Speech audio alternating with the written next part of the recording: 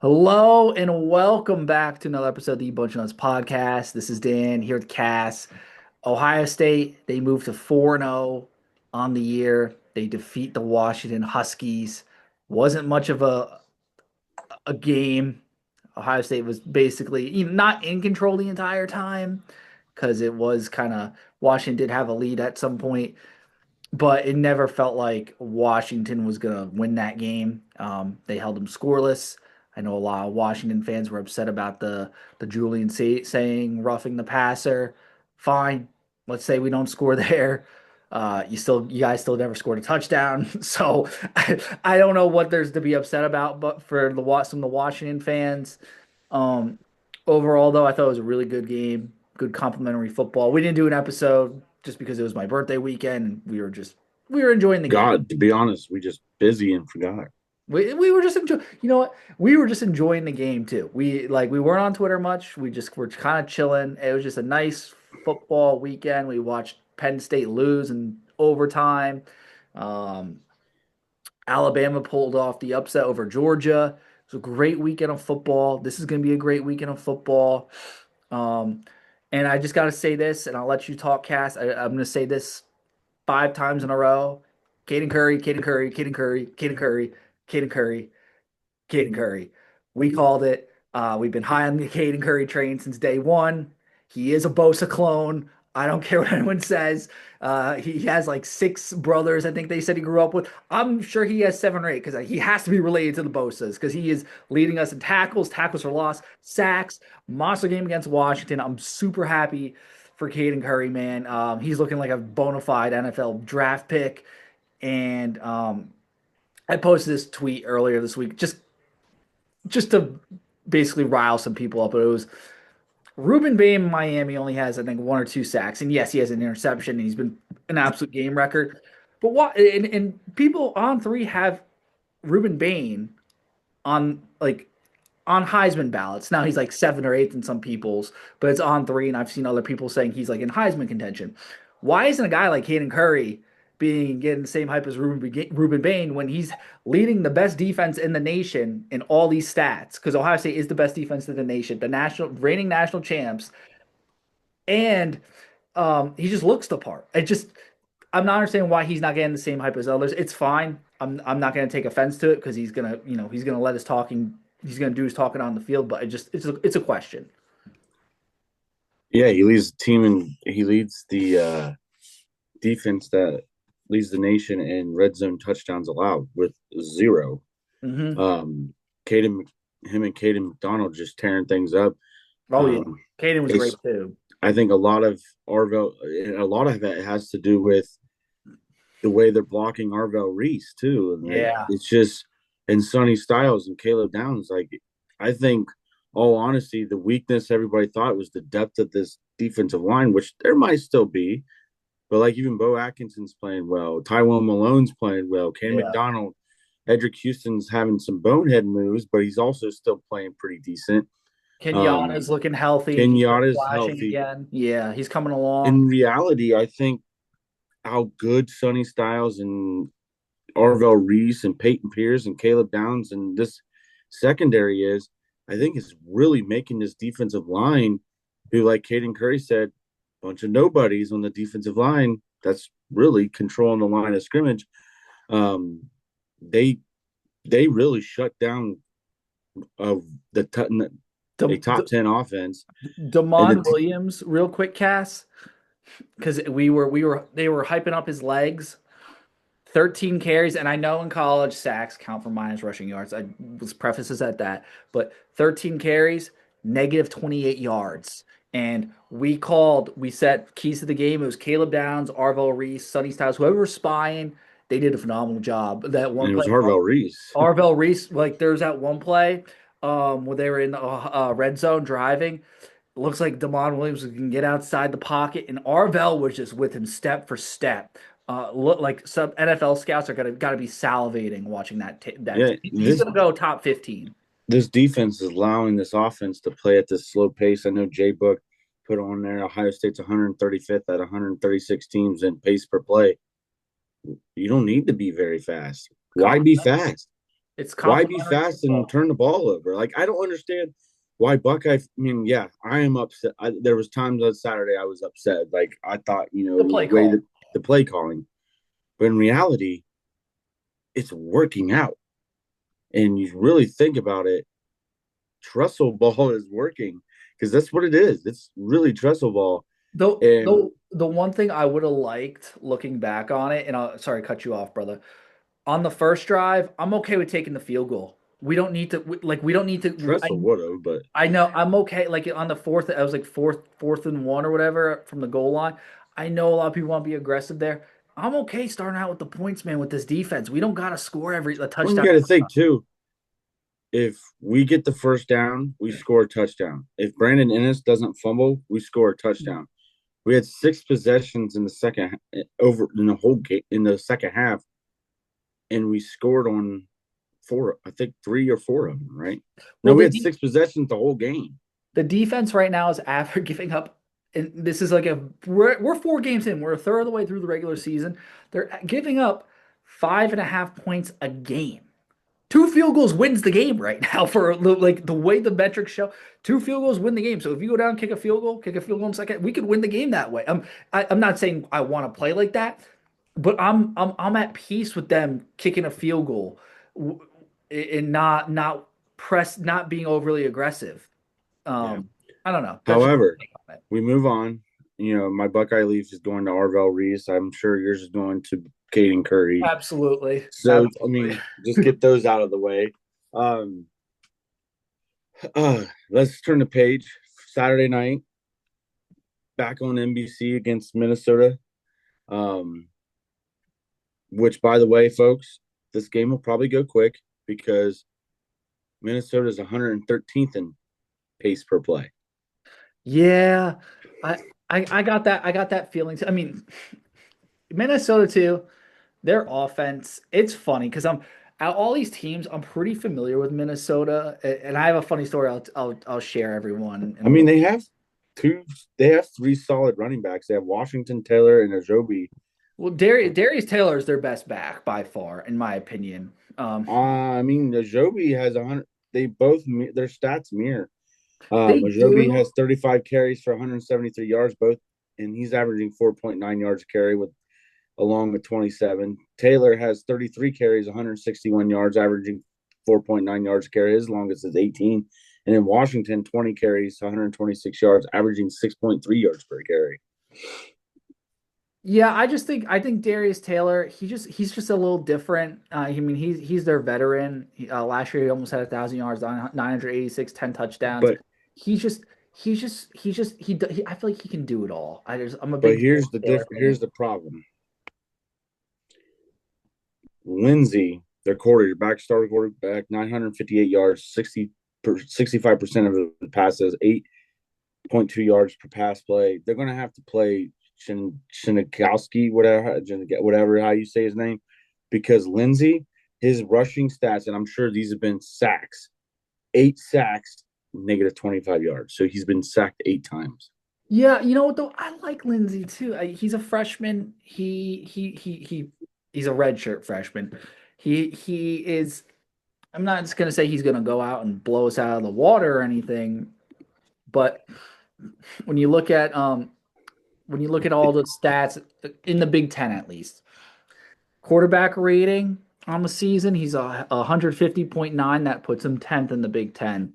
Completion percentage, he is 11th in the Big Ten, 65.8. That's not bad though. All above Bryce Underwood, by the way. All above. Touchdowns, he is 10th with 7. Only 2 picks. He's he's the most average like Big Ten quarterback. Like he is the most mid-level guy. I mean, but not good or bad. He's just I think he's a freshman, so that's pretty good for I think a freshman. He's big boy too. Like 6'5", 6'6". But like you said, not very mobile. But I think he does a good job managing the game and not doing too much. I mean, Jaden Smith, their freshman wide receiver, 6 reception, 179 yards. He's averaging 29.8 yards per reception. Seems like he's their stretch the field guy, but they've got two Brockington and Tracy that can catch the Yeah, ball. I'm more they worried spread the about the ball around. They yeah, really they do. do. But I'm more worried about their defense. You got Coy Perch, who should have been a Buckeye, but he decided to stay home at DB, and then their linebacker, he's pretty solid. Devon Williams, another Devon, but this Devon Williams, he's got 1.5 sacks, but He's a their good def- player. He's yeah, from but Dublin. they're And can I share the story real quick? yeah, It was 2020, and this was like early stages of the podcast, and not trying to not trying to put this guy on the spot, but we were at like a house party. It was like May it was summer house party, and it was like late, like 2 a.m. And a couple guys walked in, and they introduced themselves like, "Oh, we're football players and stuff." And one was going to like Cincinnati. Another one was going, I think, like UCF. And then Devon Williams was one of the guys. He's like, "Oh, I'm from Dublin. I'm going to um, Minnesota and stuff." And then it just one thing led to another. We played beer pong, me and Mitch versus Devon Williams, and I think his friend, and we smoked him. I just want to we beat them in beer pong. So that's my little story about that. But great kid, good linebacker. And the guy in this defense that really impresses me, Cass, like Devon's obviously probably the leading tackler. Coy Perch is the crown jewel in the secondary. The guy who is, in my opinion, the absolute game wrecker is Anthony Smith, number yeah, that's what 12. I was about to say. 11 tackles, 4.5 sacks. Sheesh, dude. I mean, when I watch him, I'm not saying I'm not comparing them. I'm not saying he's even in the same realm, but I get Chase Young vibes from him. Just But here's the thing. Ohio State,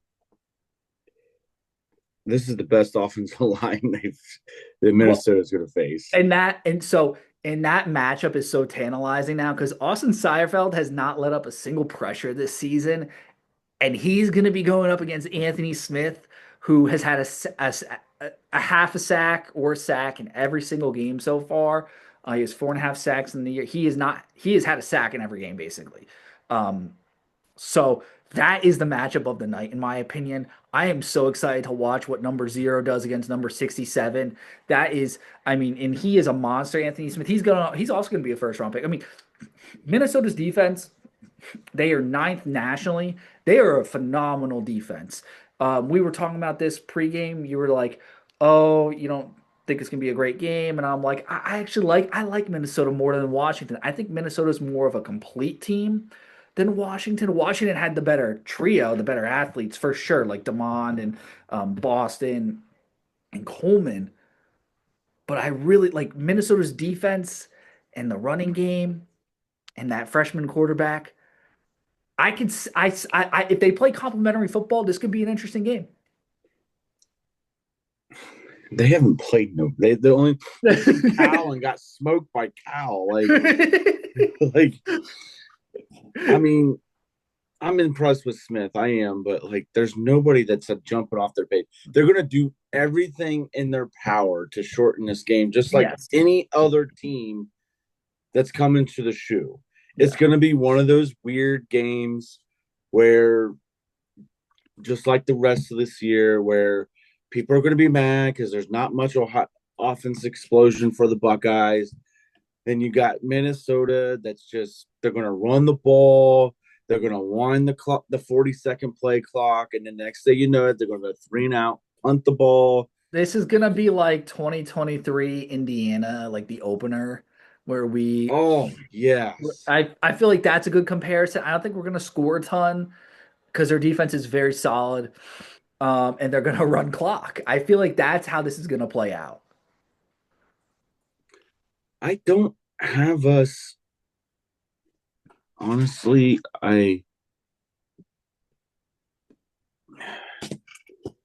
looking at my score prediction, and I think we're going to force a turnover, and it's going to go for a score. That's how we're going to score. I like it. We haven't had one all year.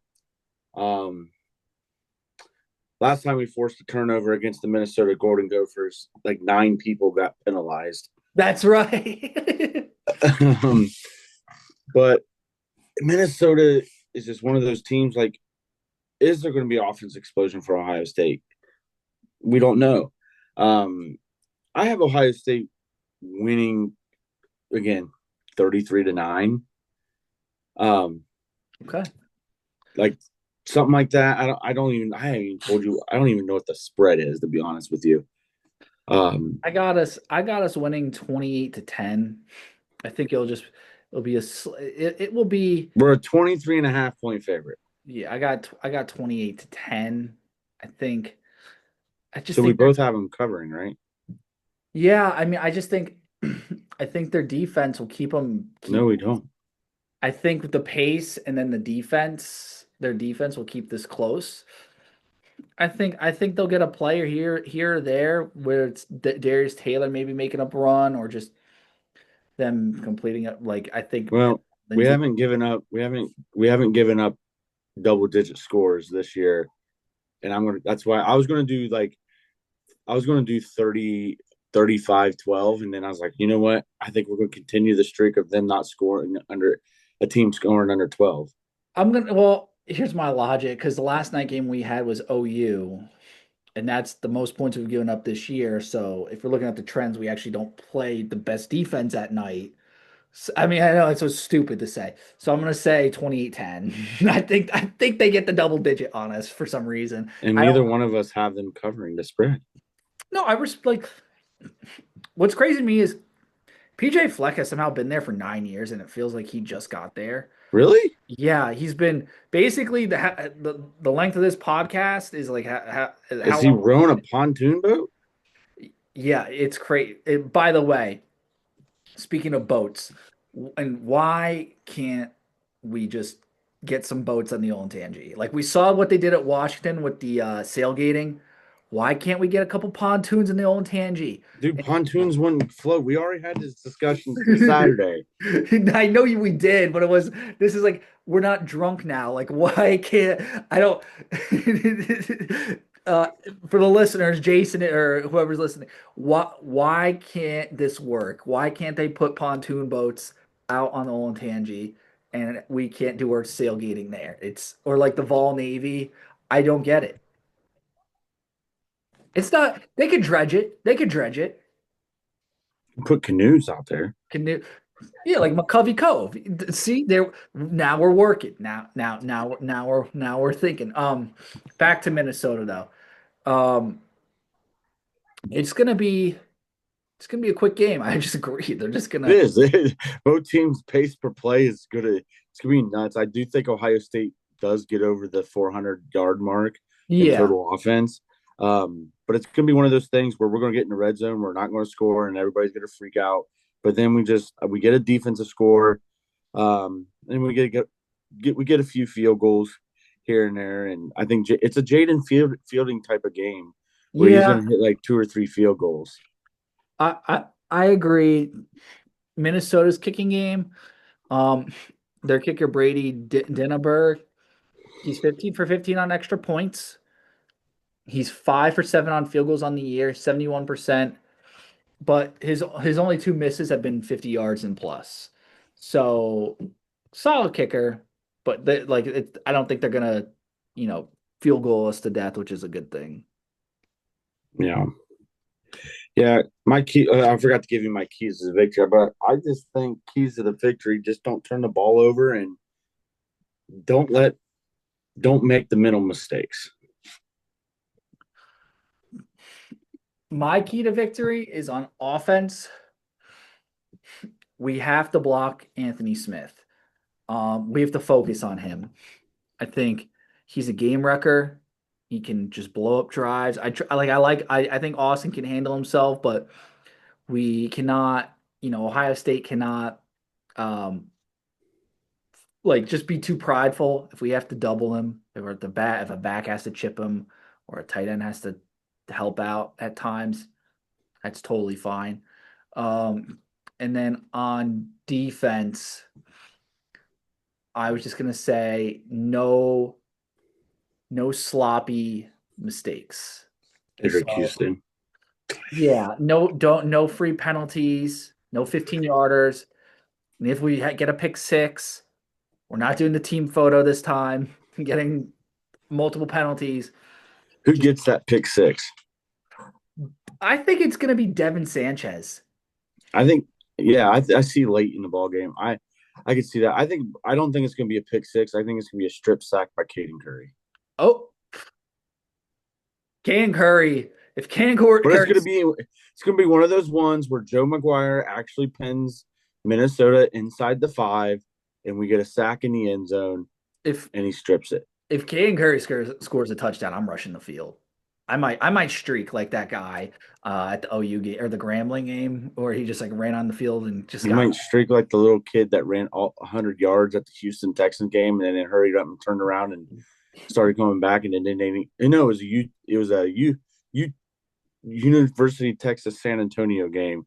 He jumps from the stands. This 10-year-old boy runs 100 yards, turns, runs back after the 2-point conversion, and nobody realized until he got back to the 20-yard line. Did he get out? Did they Oh catch? no, they got him. Oh, I'll have to find that. I Send it to I, you. I always remember there was a video of a guy and it was at the Astro Stadium. And this is an old like 2007, 2008 YouTube video. The guy runs onto the field, but he's like a parkour dude. He like parkours up the outfield wall, up like the terrace, like by like the lemonade, I think it's like Minute Maid or whatever, the lemonade, and then like gets all the way to the top and gets out of the stadium. Doesn't get caught by security. It's incredible. I'm gonna do that if Caden Curry scores a touchdown. I could parkour it 100%. You're gonna run up B deck, Yeah, 100%. B deck in South Stands. They won't be able to catch me. We're coming. You're gonna be coming from 24 7C 20 road 24. You're just gonna jump from C deck, land on your feet. Make sure you have a parachute. I can see that. Like that'd be more interesting than seeing somebody streak. Somebody jumping from C deck by having a parachute. I don't think they let you like. I don't think there's rules against bringing a parachute into the stadium either. Like or a wingsuit. If I had a wingsuit, Or like a jetpack. what if I did it from the top of one of the towers, the Moral Tower or whatever, into the stadium? Like like a hang glide. and then Like Batman. Like I jumped off the shoe into the Olentangy and landed on one of the pontoon boats that I wanted like an aircraft carrier. There we go. Now we're thinking now we're thinking. But That's only going to happen if Caden Curry gets strip sack on the 1 yard line and takes it 99 yards for a touchdown. very specific scenario, yeah. If it's Kenyatta Jackson, I don't care. Anyway, dude. Does Vanderbilt pull off the unthinkable and go 2 years in a row against Alabama? I don't know. I don't think so. The Heisman voting though, Pavia has shot up a lot. Well, yeah, he's got the September Heisman. I It thought was going to go to the dude from Oklahoma, I but thought no, I think Mateer is the September Heisman because it's his Heisman race is basically over at this point because he's out.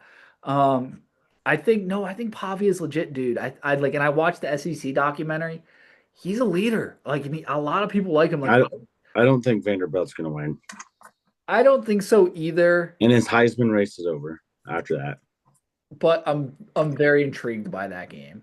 I really think it's going to end up just like that one video. And that's how we play SEC football. In Alabama, you're next. And then, like hypothetically, they were next. And then Jalen Hurts somehow comes out of nowhere and scores a bunch of touchdowns. He's like hypothetically they were next on the schedule, so he's not wrong. Miami, Florida State. I am bummed though that game day is not doing another thing for Lee Corso because of the Florida State thing where he coached. But then again, I do get it because why do it twice? You know what I mean? But yeah, I know Vanderbilt stuff, but if Florida State didn't lose to Virginia, hands down they're going to Tallahassee. oh, also I wanted to bring this up because we are in a poll. We joined the AP poll, the All Podcasters poll. It's held by Walk On Red Shirts, good friends of the program. They do a whole show on just basically college football, all encompassing college football. William, walk on Moose.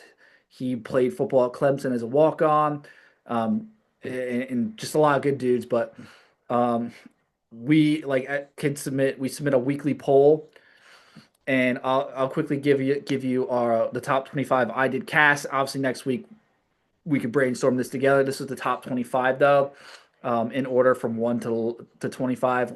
We had one Ohio State, obviously national champs defending, no doubt there. Number two, I put Miami. Three, Oregon. Four, Texas A&M. Five, Indiana. Six, Georgia Tech. I know this is getting a little crazy, but seven, Iowa State. Eight, Ole Miss. Nine, Penn State. Yes, they're still in the top 10. I don't care. Um, anyone can debate me on that. I know they lost to Oregon, but they're still a top 10 team. Let's be honest here. 10, Oklahoma. They did drop a little bit because of the Mateer injury. They dropped like a spot or two. Florida State at 11. They dropped, Where'd but I you think drop Texas? um, I'll give me 1 second. Alabama, 12. They're a spot below Florida State. They're in the playoff now, but like they're a spot below Florida State because Florida State has the head to head. Texas Tech is 13 because they're undefeated. I don't know what they are though. 14 is Georgia. 15 is Texas. I put them at 15. I think that's a fair spot. They have a lot of work to do, but they're in contention. Um, 16 though, Vandy. And I think that's a fair spot for Vandy. 17, Michigan. 18 is LSU. I think they're fool's gold. 19 is Tennessee. I also think they're fool's gold. 20 is Notre Dame. I would like to put them a little higher. I know they have two losses, but their losses are not that bad. They're close losses to the number two and number four team on my rankings. I think Notre Dame is severely underrated. I know they lost, and it's about wins and losses, but I don't think Notre Dame's that bad. Um, Number 21, Arizona State. Number 22, Missouri. I almost forgot about Missouri. I realized I forgot about Bo Beulah, so I had to put them in here. 23, Illinois. Um, 24, Louisville. And the last team, 25, BYU. And Cass, I'll let you go. What would you change? Because we got some time here. Well, my top 10 is Ohio State, Miami, Oregon, Ole Miss, Indiana, Oklahoma, Texas A&M, Texas Tech, Texas, Penn State. So for me, I can't have Oklahoma that high just because of Mateer injury. And I also Well, I'm just thinking the body of work right now. I'm thinking past the material in there. Now, this week is going to change because we're going to get to see a different Oklahoma team without John Mateer. But this is with thinking, okay, you can't penalize them for having the injury. In my opinion, they've earned that sixth ranking. That's the way I looked at it. no that's fair. And then I with just Texas and Penn State, I kept them in the top 10 because of who they lost to. They lost to the number three and the number one team in the country. so for But I Oklahoma, really like Ole Miss. I jumped I them up to hate Ole four. Miss. I think they're frauds. That's why I only had them at Right eight. now, I like what they're doing. I like I mean I think A&M, Texas A&M, Indiana, Georgia Tech, Iowa State, those four teams, yes, they're not blue bloods per se, but their body of work this year has been very impressive. They are smacking teams. A&M looks very legit in my opinion. Georgia Tech also looks pretty legit. Iowa State, we'll see, but they've basically completed every test so far, and they're Oh, looking great in the Big 12. And then Indiana. and just because I'm a hater of Notre Dame and Michigan, they're in my top 25, but they're like lower. Like I I'd have to really dig deep. Let me look at the actual top 25. Why we have some time because I usually typically I've done it for years since we've done the podcast. I've done my own top 10. I Yeah. screenshot it and I send it to Oh you and yeah, Blake all yeah, the yeah. time. And I didn't know we were part of this poll, so now I can really put out a top 25. And I would honestly have Vanderbilt in the top 15. Yeah, I had. Um, I mean, I had him at 16. So Uh, let me see here. So I like Ole Miss right now. I do. Um, I hate but Ole my Miss. if I I would, don't think they're good. I think they're gonna blow it. And oh, by they'll the way, blow it. real Oh, quick, they'll blow it. But I'm just going by what they've earned right now. real quick too for the podcaster poll, what happens is like multiple podcasts, there's like 10, 15 of us. We all submit our rankings and then they just aggregate them and it's like a point valuation. So like I put Ohio State one, so they're gonna get, like 100 points or whatever, and then they basically take whatever teams have the most points and that's how they sort them. So like these are just my rankings for transparency. If next week Miami's over Ohio State, I'm sorry, I did the best I could, gentlemen. Like I put Ohio State one, but if everyone else agrees Miami's higher, then Miami will jump Ohio State. Now that's not going to happen, but that's how it works. So at 11, I have Alabama, and then I would have Iowa State at 12. I'd have Georgia at 13. Um, I'd have Vanderbilt at 15, and then I would have Georgia Tech at 16. That's where I'm like, how could you disrespect GT like that, dude? I mean, Clemson stinks. Uh, Do they stink or is GT a whack? I mean, GT last Um, they were very impressive. They almost beat Georgia last year. They return a lot of the same guys. I think they're legit, dude. I really do. I think Brent Key has done a phenomenal job. Last year was kind of a building year to prepare them for this year. They're a top 16 for me. Um, I did not have any group of five like group of five teams in, right? Yeah, group of five team. It's a group of six now. I don't know. Um, group of Basically four, group of four. group Yeah, of five. I, how many is it? Is there six now? I didn't have any of those teams. I would though. I would probably put USF as my group of five team getting in right now, USF, but Navy's right there too. Those are the two teams like that were not in there that I would say were very close in my book. Navy and USF were like 26 and 27. Yeah, I would have, and then I'd go to finish mine. I'd have Tennessee. I mean, I'd have actually have Missouri at 17. And then I would have Tennessee at 18. Um, and then I have Florida State at 19 because you can't discount their win again, even though they lost to Virginia.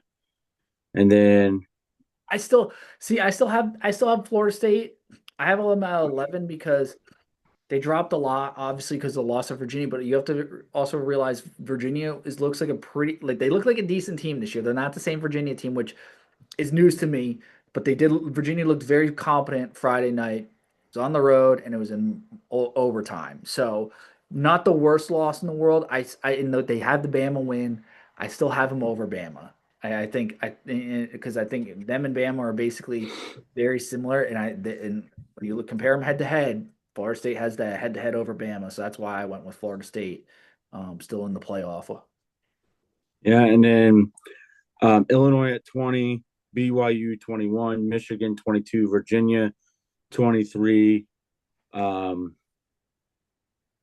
Arizona State at 24, and then Notre Dame at 25. You're a hater. I love it though. It's kind of funny. They No, have two losses. but look who the losses are to. It's to number two Miami by on the road by a couple point. Like was it like a 3 point game, and then Texas A&M, who looks like honestly Texas A&M, in my opinion, is going to win the SEC. That's I like still, I still value having more wins than losses. Now, I'm now, a little eye test though too. A little eye yeah, test. I think Notre Dame's going to go 10-2 and make the playoff because I did call that preseason. I said they would go 10-2, make the playoff, and be like a 10 to I think it was like 10, 11, 9 seed range. So uh, yeah. I mean, they're- I look at it this way: Memphis, South Florida, Memphis and South Florida are hanging on right there. yeah, One of Memphis is those, great too. For one about of that. those two teams are going to end up being ranked higher. Because think about this, Dan. Illinois is number 22 right now. Yeah. They got USC. They lost to they beat USC this week. They have Ohio State next week at home on Mm. Big Noon Kickoff. If they lose that game, they're out of the top 25. They're BYU, oh, Arizona State, Utah, they're all going to cancel each other out. Missouri, they'll get beat by a bunch of SEC teams and get knocked out. yeah. Virginia, they may climb up because Florida State could lose. Yep. And, that's why you're going to see South Florida and Memphis at the top, right towards around that 15 area. I But feel like that. in How reality, fast though, we got about 15 seconds. oh, okay. But yes, we will do the poll on Sunday. We will convene and go over all this. Thank you everyone for listening to another episode of the Bunch of Nuts podcast, and we will see you Saturday night at the Horseshoe. Go Bucks beat Minnesota. Go Bucks.